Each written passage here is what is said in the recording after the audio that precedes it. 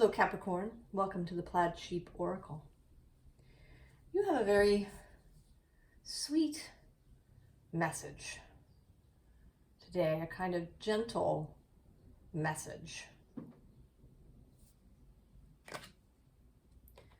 We start with this Furgun, the mirror. Become a loving mirror.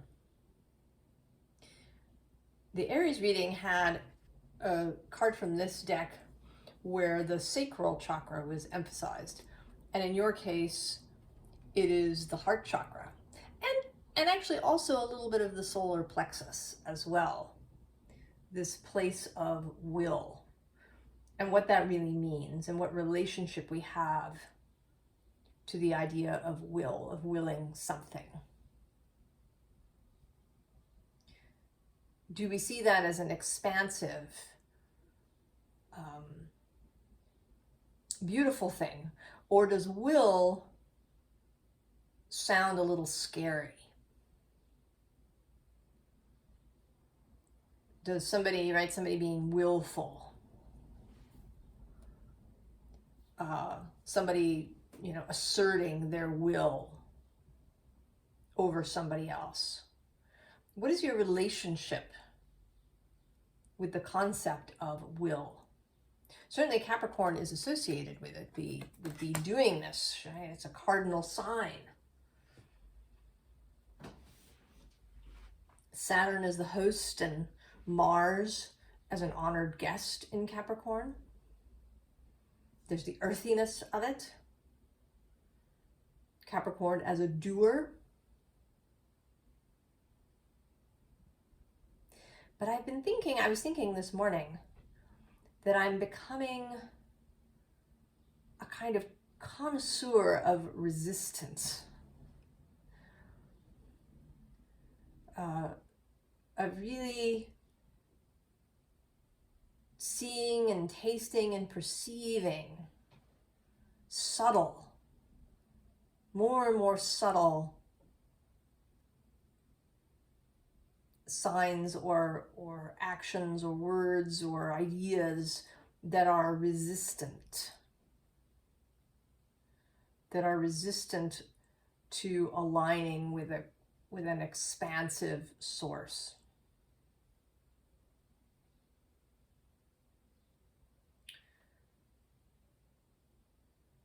So do you have some resistance actually around using your will, maybe in particular circumstances?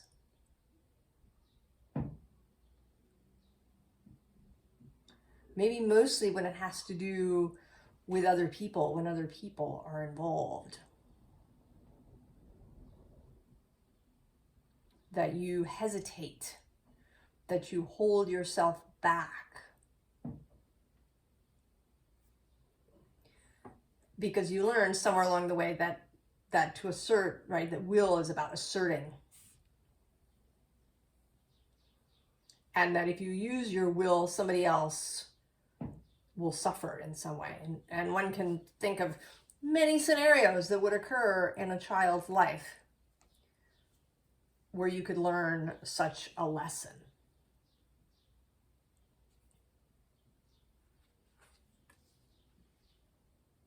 Now, this card talks about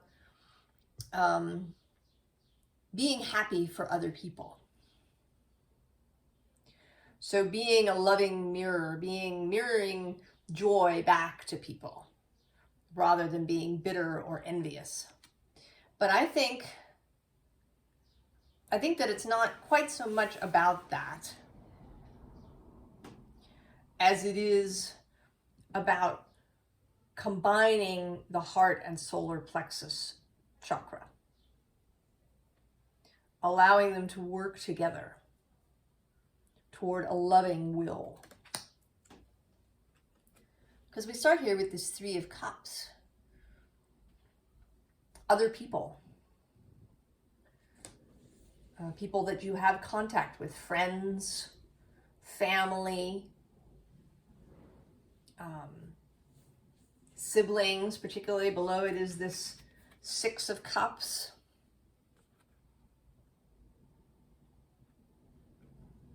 loving relationships that we have.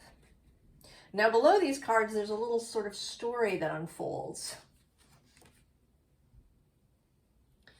So we have this Five of Pentacles, this sort of sad, very Oliver Twist-like figure. And then we have this Eight of Wands, what could be considered asserting. She has a magic wand. She's, you know, doing stuff. And actually, even before, I'm going to say, before we start with the Five of Pentacles, there's also actually this Page of Cups, who's also very Oliver Twist-like. May I have some more, please? But that, you know, we enter the world in this loving way, but then we run into things. And perhaps this was someone else, or maybe you've had this experience for yourself where you went out and you did things. You used your magic wand. You asserted your will. What we have next to that is the Tower.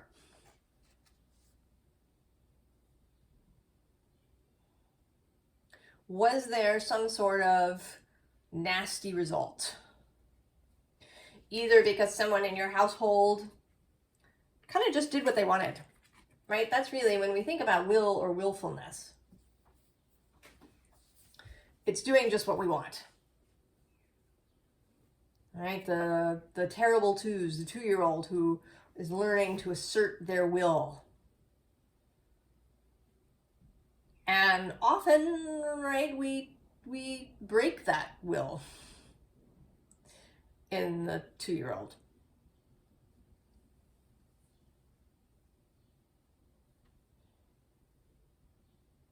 Right? We want them to conform to whatever the, you know, family rules are.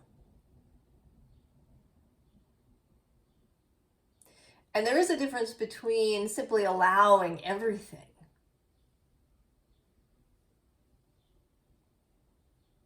and setting boundaries, right? We don't, you know, we don't have to allow other people or ourselves everything necessarily. But we don't have to clamp down on it, right? We don't really want to break a child's will when they're little. But perhaps maybe you suffered in a particularly nasty way when you tried to assert yourself, or you were on the receiving end of somebody else asserting themselves. And so we have this Nine of Swords, all the fears, all the nightmares, all the, perhaps the guilt.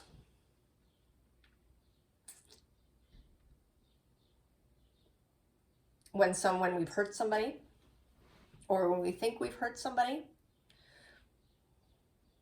or, you know, fears of being hurt.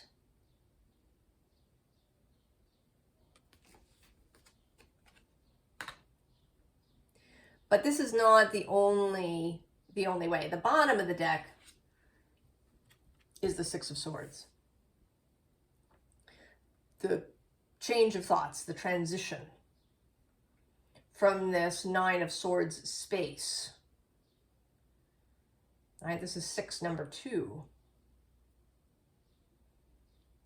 The sixes speak of relationship. All right, with the Six of Swords, it's our minds, our thoughts, our relationship with our thoughts, where our thoughts take us, whether we allow our thoughts complete free reign or whether we manage them. Right, and then the Six of Cups is about emotional relationships, the give and take of being in a relationship, and the sharing of cups. And then we have the Six of Pentacles, and the sharing of resources, of reciprocity, of giving and receiving. And learning that we can do that. And that this back and forth isn't just giving and receiving, it's also dominance and submission, if we want to say. If you've been with me for a little while, you've heard me mention Kasia Urbaniak, who kind of trains people to be powerful, but not in a power over way, but to really be in relationship, to dance with whoever they're talking to or being with, right? To be aware of the other person. You know, that a conversation is, you know, dominance and submission, right? Somebody is speaking and somebody is listening. Somebody may have their attention focused inward, where somebody is paying attention outward. So this is the emotional dance and the, you know, perhaps the dance of resources. And then in the 7, this seems like really considering things, contemplating.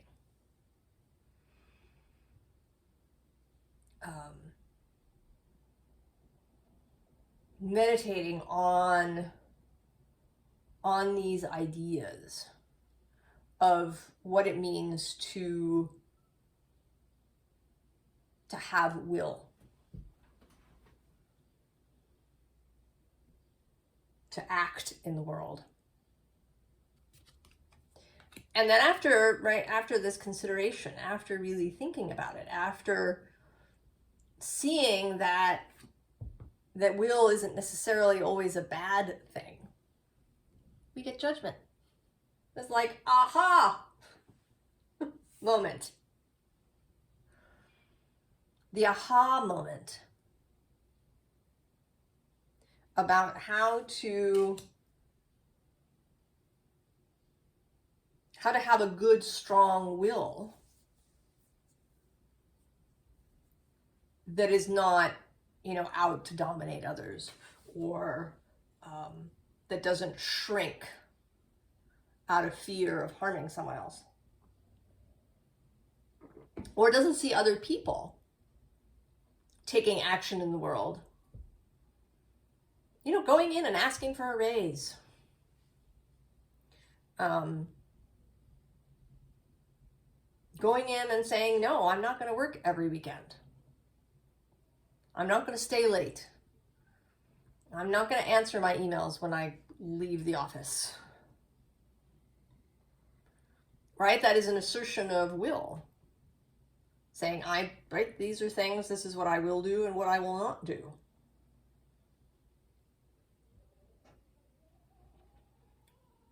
And has that in the past seemed like something you couldn't do, right? That you just needed to work. Regardless.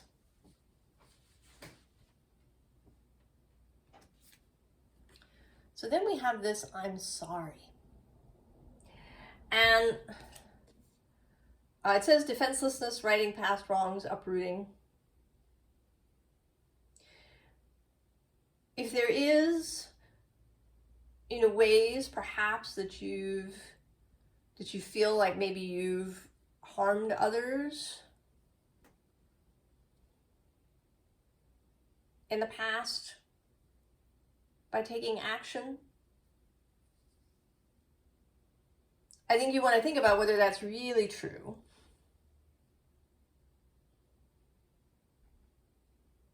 And if it is true, if you know, sort of shoved somebody out of the way, roughly in some way, that you can forgive yourself for that. Because we were disarranged as children in knowing how to assert our will, right? Our will got messed up just when we were learning about it, when we were really tiny. And we were learning both from personal experience, but also from watching everybody else. How was will rewarded or squashed in those around us? Also, how was tenderness dealt with? Because, right, I've been talking about will, but the heart is in this mix too.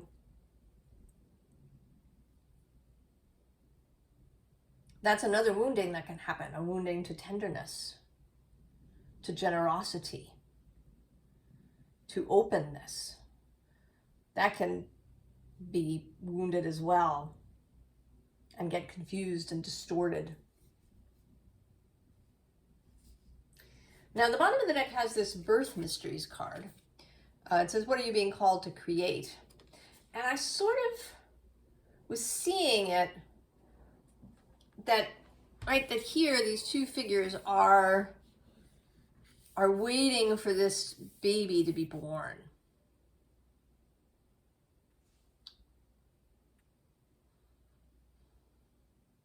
I've been having this sense of, right, of ritual, or of metaphor, or both. I mean, rituals are metaphors.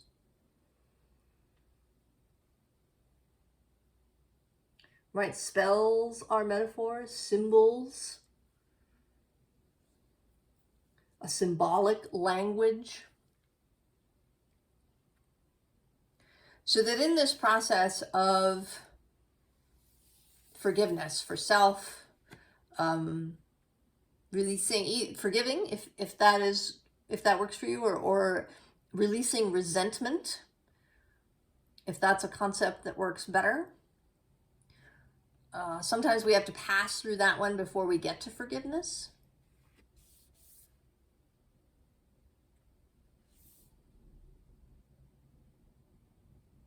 For a long time, I had a sort of a difficult relationship with the word forgive. And so I let that go. And I just thought about releasing my resentment, just putting down the weight that I've been carrying around.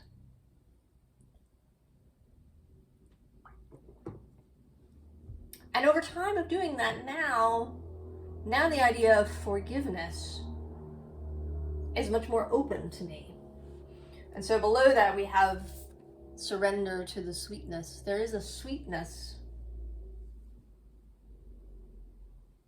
to releasing these burdens that we carry for ourselves, for others. So then we have making waves. Momentum is building. It's your time. Achievement. Very much. Doing what you want to do. Expressing yourself. That's another thing talking about particular chakras, but of course they all work together. There isn't really a way to talk about one without including all the others. Because to have a strong, healthy will, you need the other chakras, right? The root chakra that talks about, your safety and security in the world, and the sacrum, your ability to create, the imagination, the inspiration, and then the heart to love what you're doing, and the throat chakra to speak that which you create. And then the crown and third eye, right, is where wisdom comes in. And assistance from source. So kind of all the chakras are really involved in that. And I sort of see that there's a rainbow kind of effect. I don't know if you can quite see it on camera.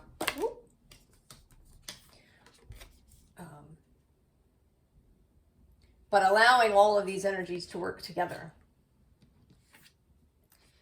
And then this earth pulsing. Pulse of the mother, slow down, time and nature. But really it's talking about getting into alignment with source, with the physical world, which is another aspect of Capricorn. That Saturn element, all of the things in the physical world.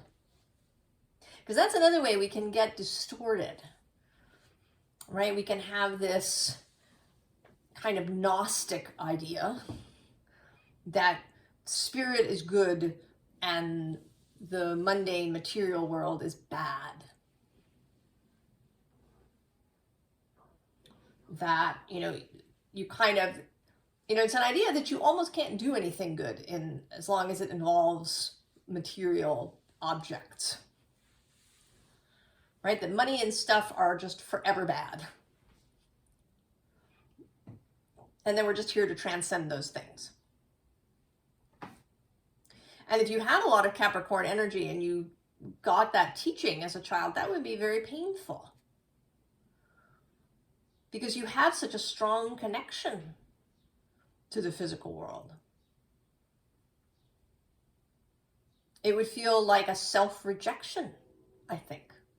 And this is coming back to honoring yourself, to honoring all of you that is really interested in the physical world, interested in perhaps in building something.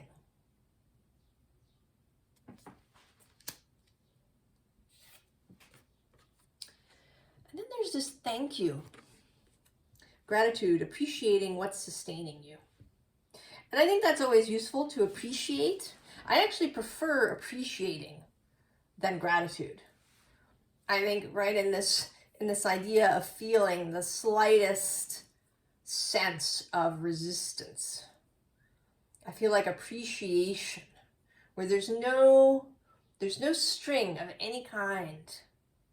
Because there's like a little thread tying you to the thing with gratitude, or at least it feels that way to me.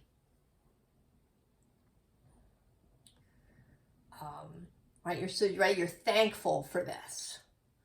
For me, there's a little, right, because otherwise you would be without it, right? That other side of the coin is somehow more present for me than with appreciation. So appreciating. But if you like the idea of gratitude, then go with that.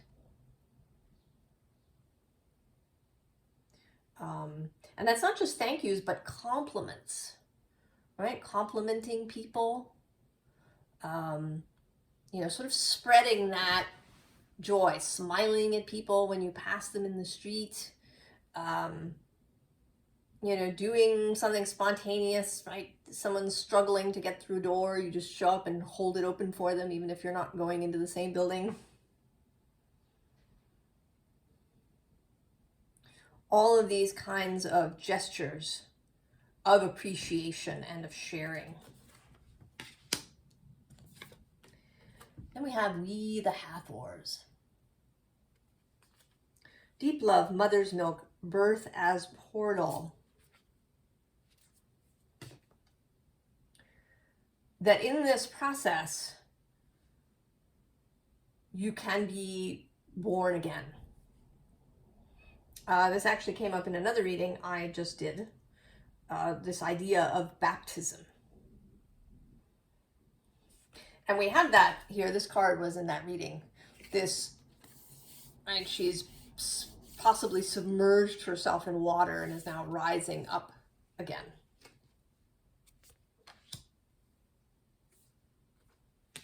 That if there is any lingering guilt and resentments and bitterness, that you can allow them to wash away.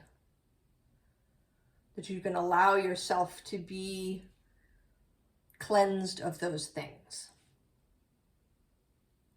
And this is really a belief thing.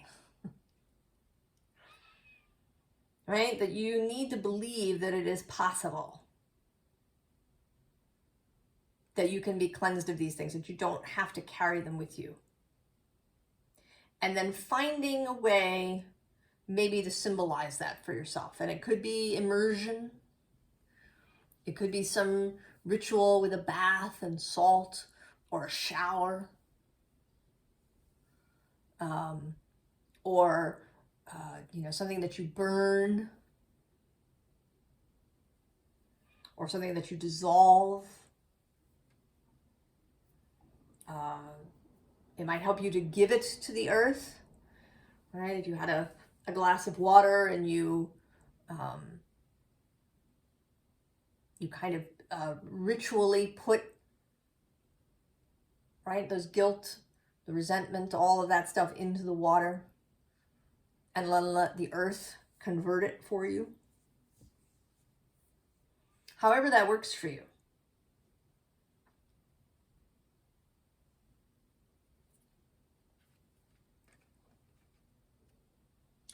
And then that opens up new possibilities, new avenues, new connection. Because while we have this, right, because resentment certainly is resistance. Guilt is resistance. Bitterness. Oh. Or, like clinging to things like Miss Havisham.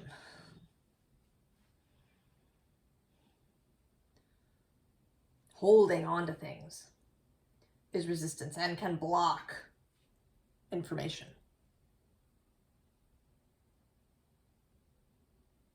And so we've had some of these sixes. In this pile, there's a couple of fours. There's the Four of Wands. And then also at the bottom of the deck, the Four of Cups. And I want to say that this High Priestess and the information that she symbolizes, the wisdom, that crown chakra aspect, and the third eye, can lead to figuring out what it is that you want, right? Is this the cup? Is it maybe one of the others? Maybe it's a whole other cup. That it can help you kind of make sense of your emotions. Because that's really the Four of Cups is about emotional confusion. Do we really want that? Are we caught up in something? Do we see that cup as a symbol of something in the past that we didn't like? Are we mired in ennui or boredom or apathy? And then the Four of Staves, the Four of Wands, the ability to build something new. And to do it with somebody else, to do it in relationship.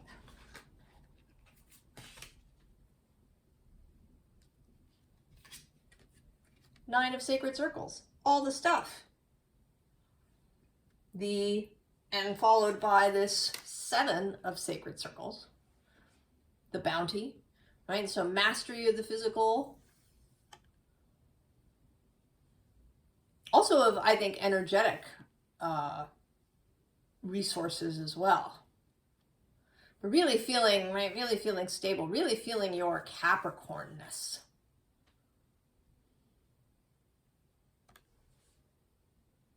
And this too, right, with all of its bounty. And then the Ace. Because we always come back to an ace. There's always something new. And wanting, desire, is not evil or bad or toxic. It only becomes a problem when it gets to be clinging, right? When you're, got your nails dug into something. When you link your happiness or your satisfaction to some particular thing. But desire and the assertion of will, right? Doing what you want to do in the world is perfectly natural. And so like the Eight of Swords, it's all, right? It's all about perception. It's all about freeing your mind from any previous beliefs around what it means to do and to act in the world. And to act for your best good. To act for what you want.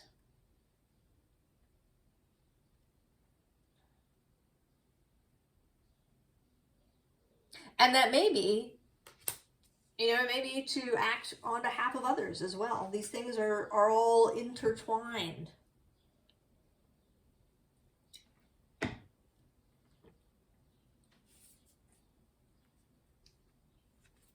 So, energy, passion, a revival of your energy.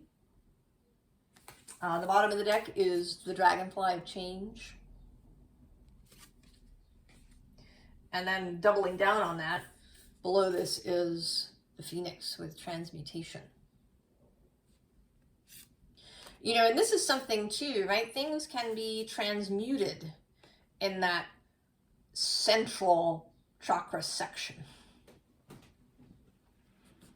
Right? The heart can transmute emotion.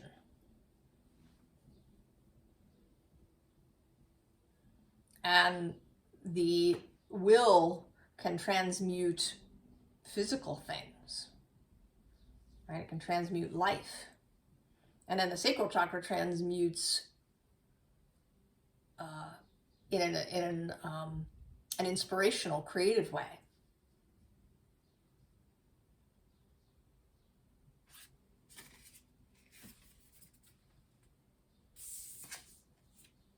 So uncertainty, but this feels very much like anticipation. That there is, right, there's some uncertainty in this path, but it looks really good. Right? There's butterflies leading you down this path. It's all lit up. You know, it's like finding a new path, maybe in a park that you've never seen before. And you're uncertain about where you're going to end up at the other side, but you're excited about it. You know it's going to be interesting, that you'll see new things and have perhaps new experiences. And then we get magic.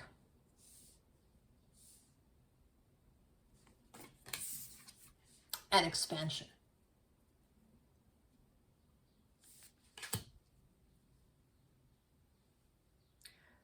Advice, although we've had some. But formally, strength, and then temperance at the bottom. So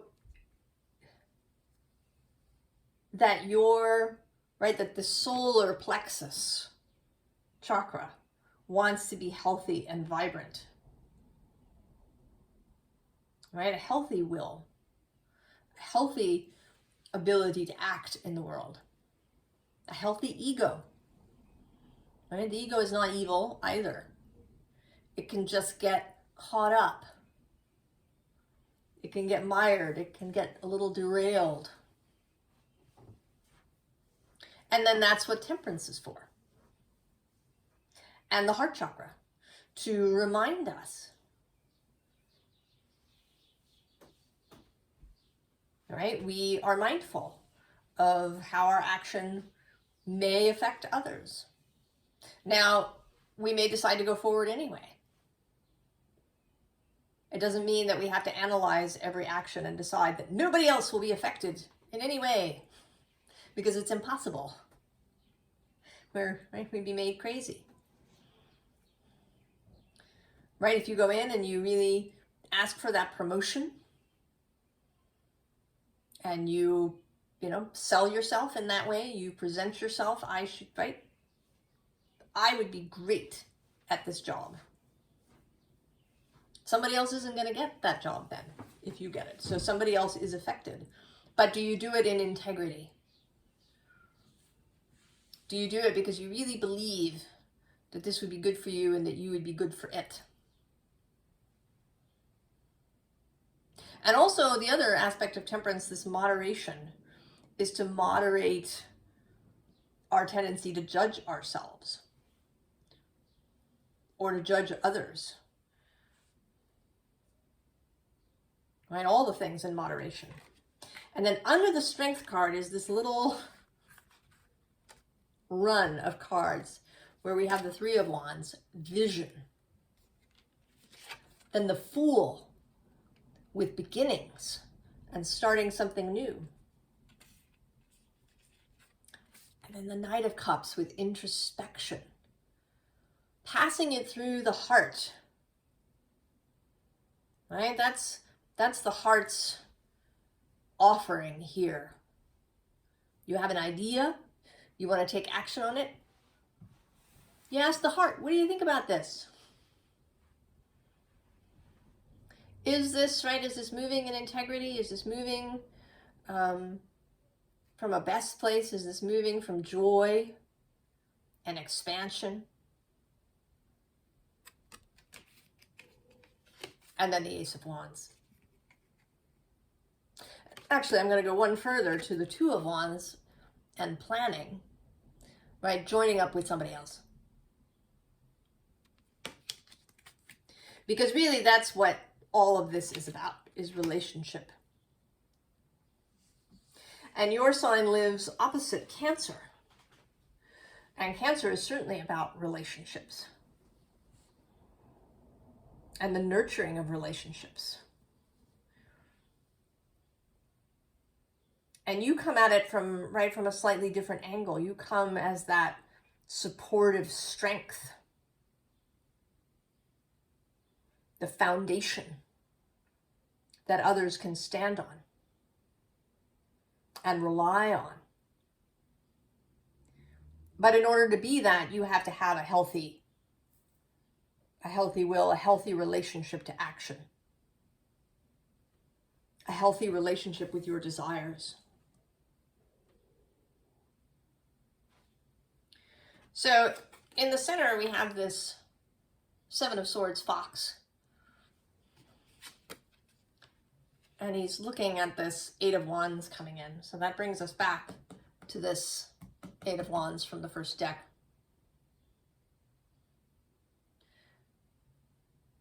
So not being afraid, not being hypersensitive to strong action, to vibrancy, to enthusiasm, to fast movement.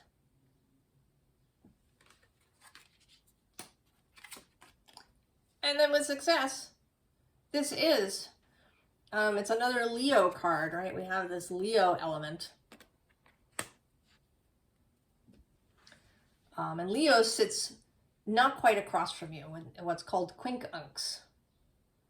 And that's a relationship that can be tricky, but it can also be greatly expansive.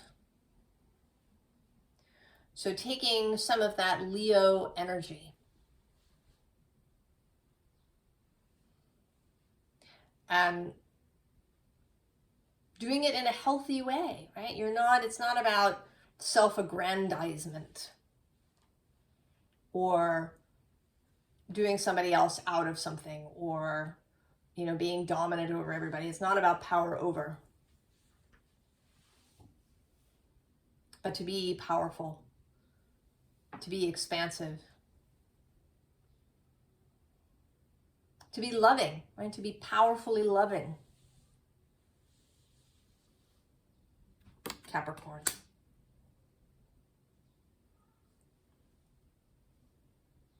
I think you're in place where you can, if you still have any little niggling issues around this, I think you're in a perfect place to release them